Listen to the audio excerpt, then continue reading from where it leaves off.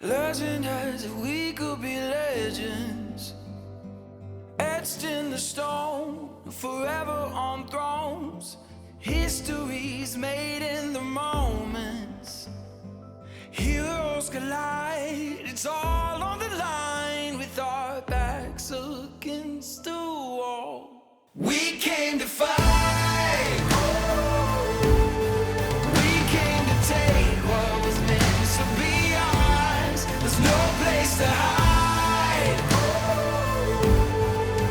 Yeah, it's written all over the stars. Nothing will stop us against all the odds, but just like we promised, we came to fight. G'day folks, Mike and Jen from Distant Hills Touring. We're just laughing because we just had to move quite a distance to get out of the sun, otherwise we'd just be blinded by the sun. So we've decided to do a quick trip. It's both work almost full time, I suppose, and finding time to get out and go camping is difficult. We're like everyone else, I suppose, and we had an opportunity to grab 6 days. It's kind of a bit of a spare of the moment thing, and we're for a difference, we're heading north. So we're heading up from Brizzy, obviously, up to Kroombit Tops National Park. So first stop tonight is in Biggedon. There's no particular reason for that. We just looked, it was about halfway on the map.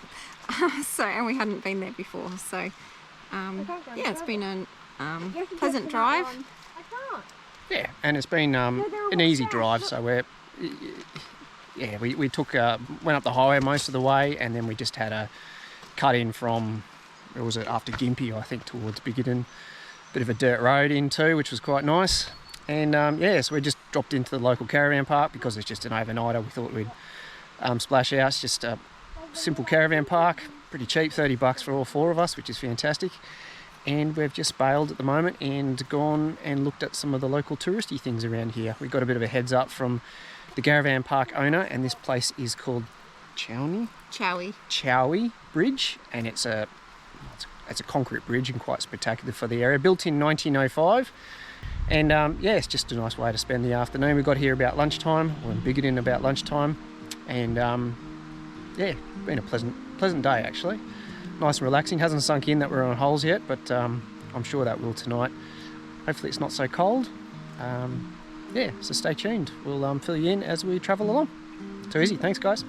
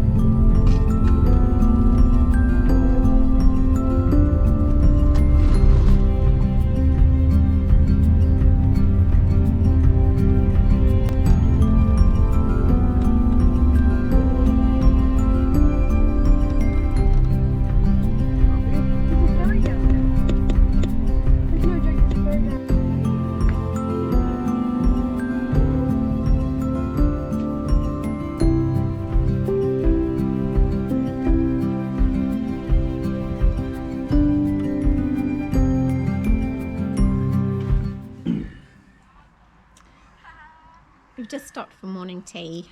I think this is a bit of a good find actually. I think it's called Lake Mandurin. We're not very good with names, but I think that's what it's called. It's not far from Gin Gin, about 4k off the highway. Nice picnic spot. The boys are complaining because it only has 2 swings, so there's not much of a playground, but quite pretty. Yeah, you're sitting quite high up over the lake. From what we can see, we'll drive down a little bit further, but there was some chairs and tables here and a loo, so we thought we'd just stop here and then we'll drive down in a moment. So, left Biggedon this morning.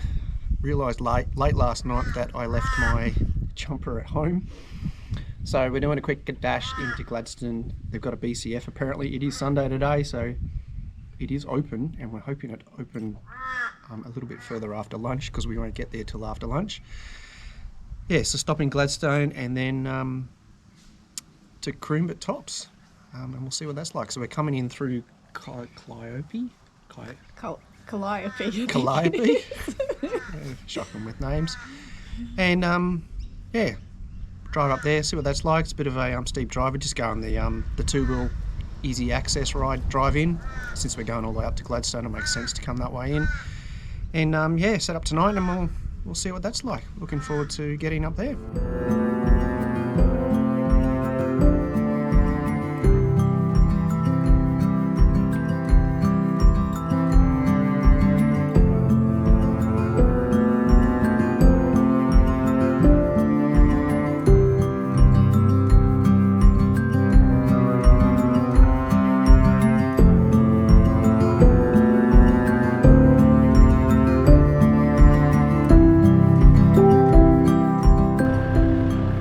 So we just dropped into Gladstone and we picked up a jumper, a fleece. BCF was open, we were a bit concerned they weren't open. And we had to get a couple of other bits and pieces as well.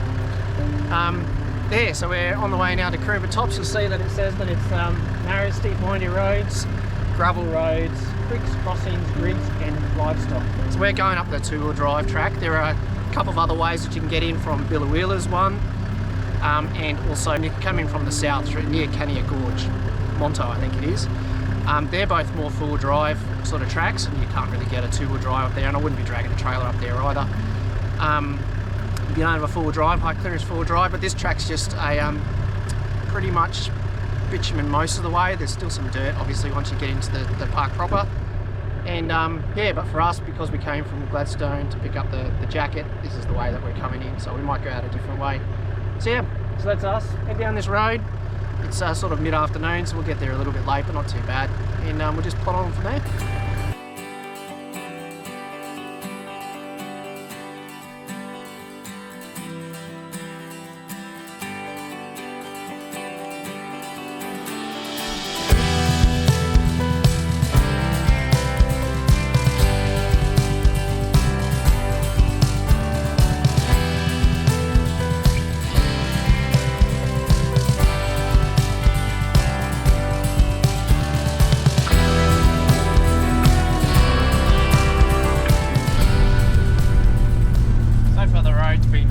Pretty cruisy, but all of a sudden it's got pretty steep again. Nothing that most cars couldn't handle. It says that it is a two-wheel drive. Let me just grab first. Yeah, nothing that a two-wheel drive couldn't handle. I'm not sure if I'd be uber keen dragging a huge big caravan up here. I think it'd be a bit out there, but I'm sure people do. Certainly getting nice and steep. Yeah, nice easy drive actually. I've quite enjoyed the drive. Most of it's been dirt, but really good quality dirt, no real issues really. So yeah, so we just cruise up here in first. The joys of having a non-turbo Land Cruiser, but she always makes it, and that's all that matters. And I'm on holiday, so it's all good. We just plod along.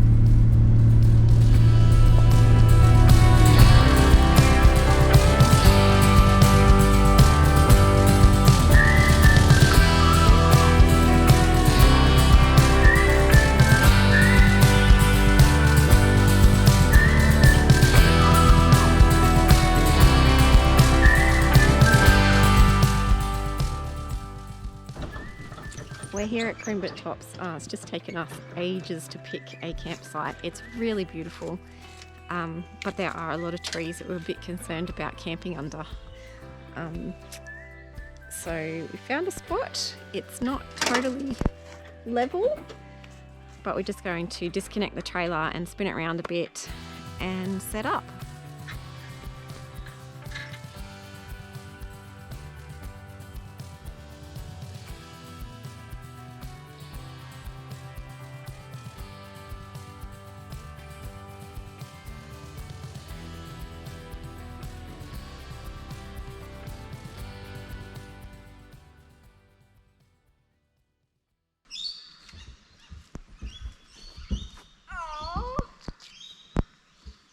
I saw that coming.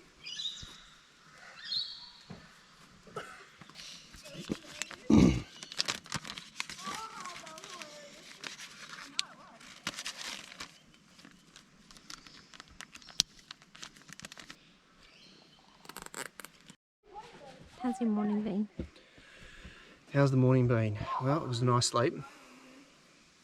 Had a little bit of a sleep in, but the boys, I forgot to bring the iPads into the tent, so there was a bit of drama about that this morning, but they managed to amuse themselves for another half an hour or so. Bacon and egg brekkie, can't complain with that. Coffee, it's certainly required. And yeah, just moseyed along. Looks like we'll have the park to ourselves. Everyone seems to be bailing, but not complain about that. Yeah, so this morning we'll head off and go do the bit of the, I think it's a 4-drive loop, and go and have a look at the crash site. So we'll see what that's like. Apparently the walk's changed a bit now. It's a bit further. It used to be just a couple of 100 metres. Now I think it's 3.5k, I think, return, but we're up for that. And yeah, come back to the campsite and just mosey around, read some books, and that's what the day's looking like. Can't argue with that, can you? So we just left camp. It's about a 10-minute drive, and we've hit the intersection, which brings us down to the crash site. So this is called the Loop Road. It says that it's designated a high clearance 4-wheel drive track. Haven't let the tyre pressures down yet, so we'll see what it's like as we get a bit further down. Yeah, we'll go and have a bit of a look what's further down the track.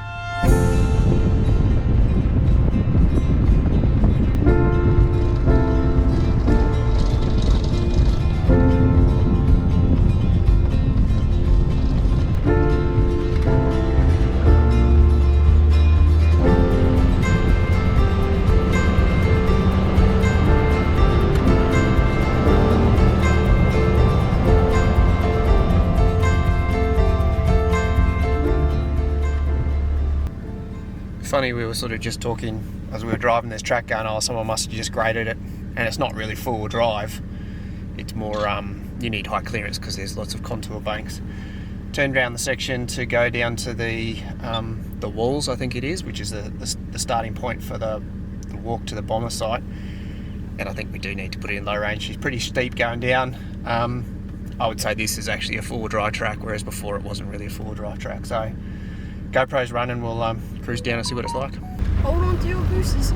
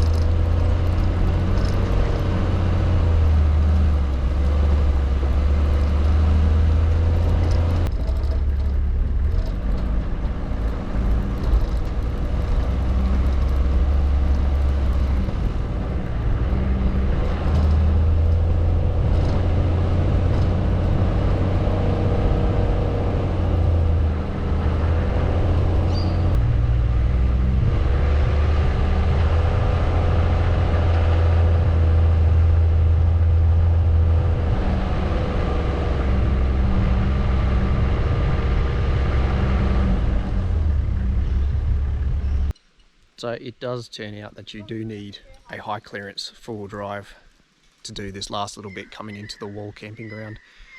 Pretty steep, nothing crazy, and given the direction that you're going, I think it's only a one-way track, so you can only come down. Going back up, again, you'd be able to do it in just low range, second gear, piece of cake to climb up it, but it is a little bit of would be a little bit of a challenge for soft roaders.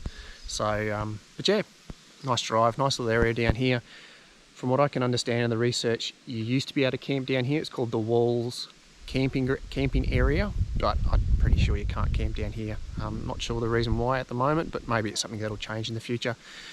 And obviously, the biggest feature is the cliff face here. It does look like a wall. This also is the stepping off point to go and do the walk out to the bomber site. So I'll have a quick bit of morning tea, and then we'll do that walk. I think it's a 3.5k. I think I've said that a couple of times now. 3.5k return walk, and we'll go do that and then finish off the loop and go back to camp and have a bit of a restful afternoon. Yeah. that's about it.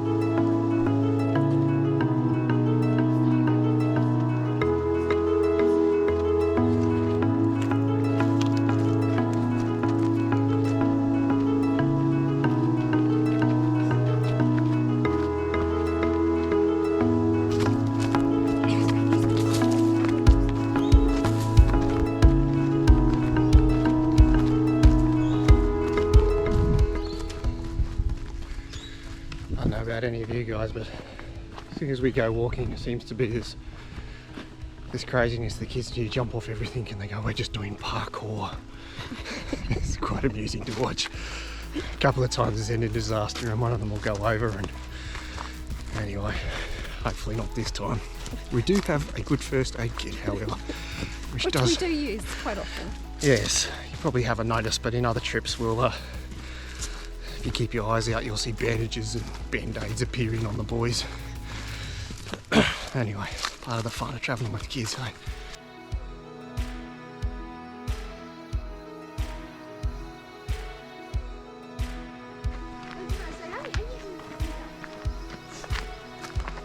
On the motor. Oh, motors. That's the aircraft that got shut down.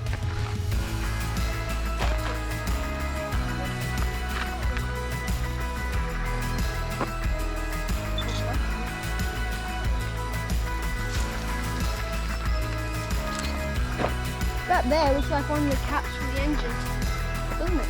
I don't know, mate. There's bits and pieces everywhere, isn't there?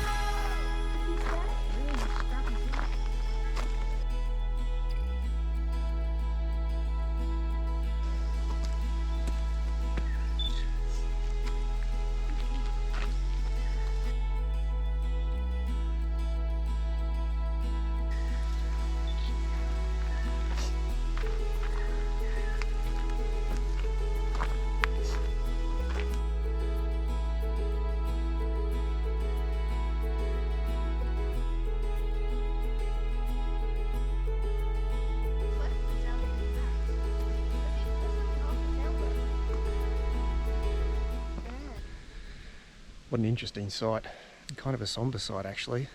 I think the guys, when the plane hit the hill, they had no chance. The wreckage is sort of strewn up the hill. It looks like it sort of hit further down the hill, and the motors and stuff got thrown further up, about 100 metres up from the main wreckage site.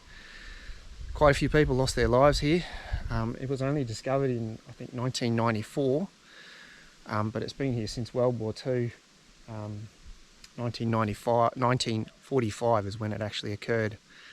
But there's bits everywhere. It's pretty amazing. The story is that they don't really know what happened. It looked like it was trying to pull up at the time, but yeah, it ran into the hill and that was it. So yeah, interesting sight, interesting to come and walk to, but quite a sombre sight too to read the information. And they've got some letters from some of the people that one of the last letters that they wrote before they were lost. So yeah, cool sight. Come and visit if you're up this way and get a chance.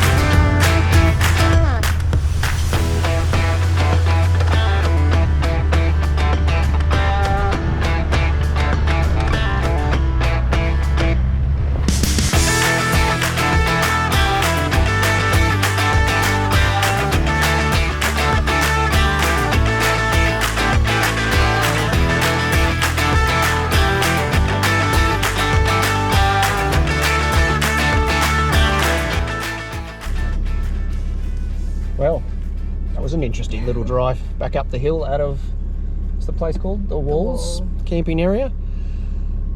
Definitely low range, definitely high clearance. Certainly not, you know, not super extreme difficult. We don't have lockers in here and we just put it in first gear low range.